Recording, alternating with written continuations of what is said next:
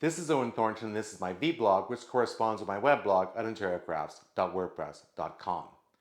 This video is going to be a little bit about a how-to on how to plan a wine trip or a trip where you're going to go to breweries, cideries, distilleries, or wineries in general.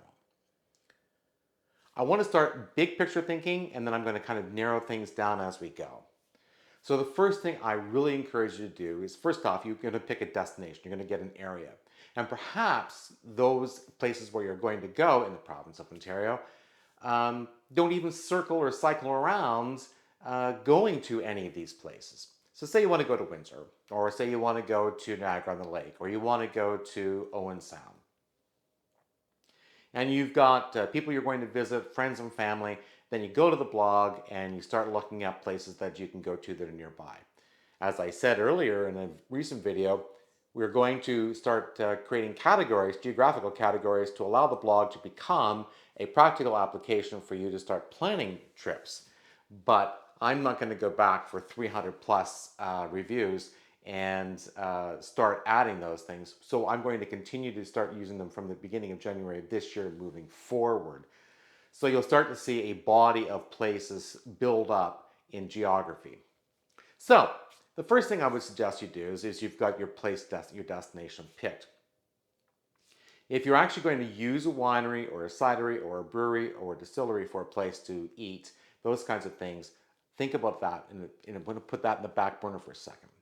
I want you to go to their websites. If you think of places you want to go to their websites and see whether or not they're even open. When you're traveling in off seasons, and it's February now here when this is being produced, lots of places are simply going to be closed for the season, and probably what you're going to find is that it's going to be order by online and delivery only. So you want to pay attention to that. You also want to pay attention to, as you encroach upon the opening season, say the May 2-4 weekend to the Labor Day weekend, things start to open up a little bit at a time.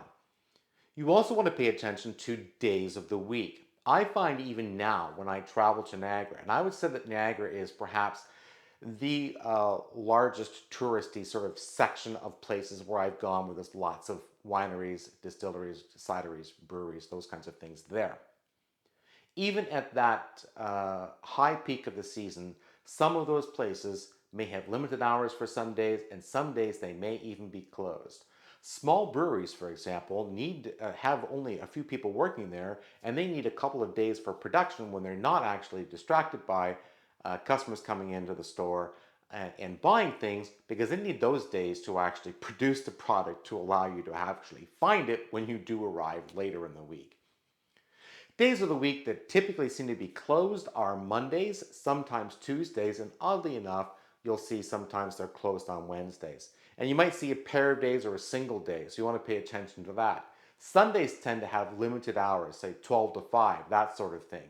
Some places are just like wide open, 7 days straight, 10 to 6 every single day, and perhaps are open later on the weekend evenings, Friday night and Saturday night for those kinds of things. Something else that you want to pay attention to when you're looking at these kinds of places is you want to take a look at whether or not they have any kind of entertainment. Some of them do. Some of them will have entertainment on weekends.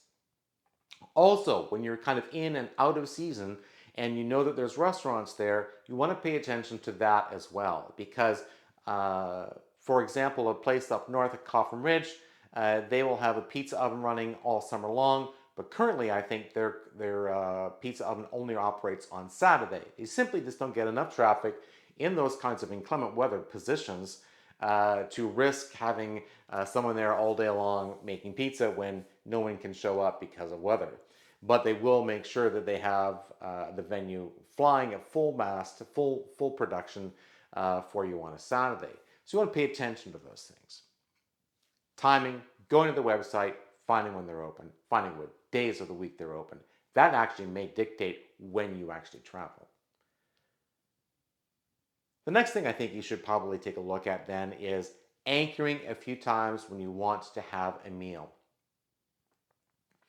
That's probably the next most important timing of your trip as far as these kinds of places are concerned. So if you want to have a meal, a lunchtime meal here or a dinner time meal here, you want to anchor those places. You want to make reservations in advance. Sometimes we call, sometimes we just book online.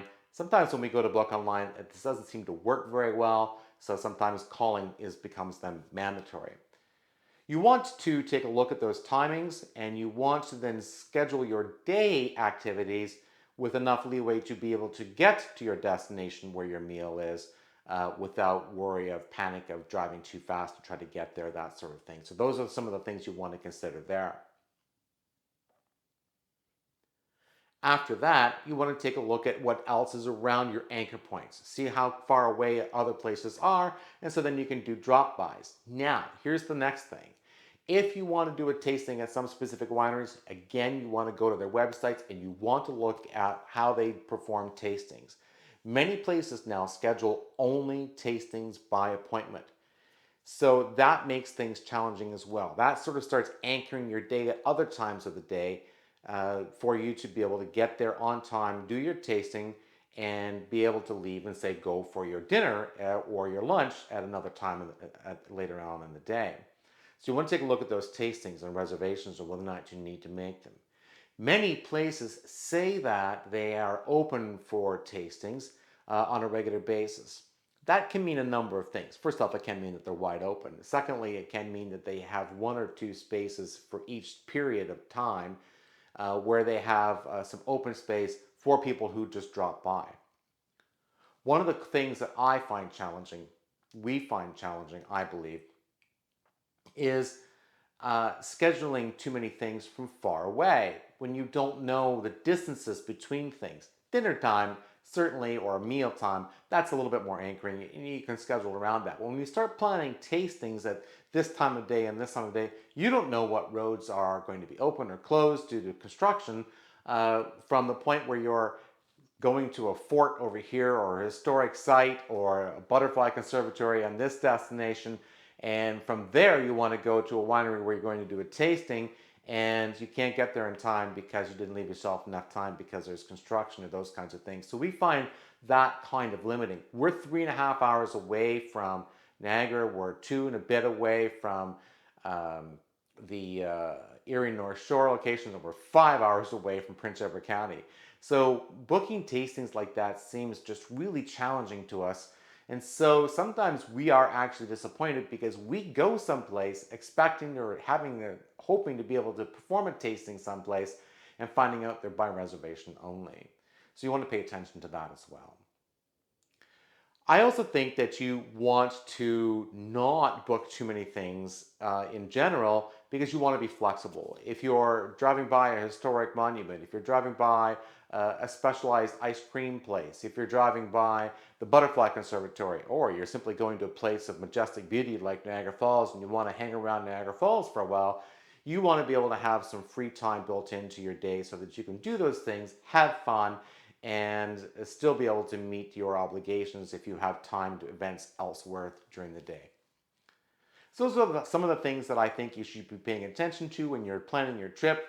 Look for the destination, come to the web blog when you get an opportunity, and I get a little bit more number of places built up into those categories so you can see places where you can go and visit that are breweries, cideries, distilleries, and wineries.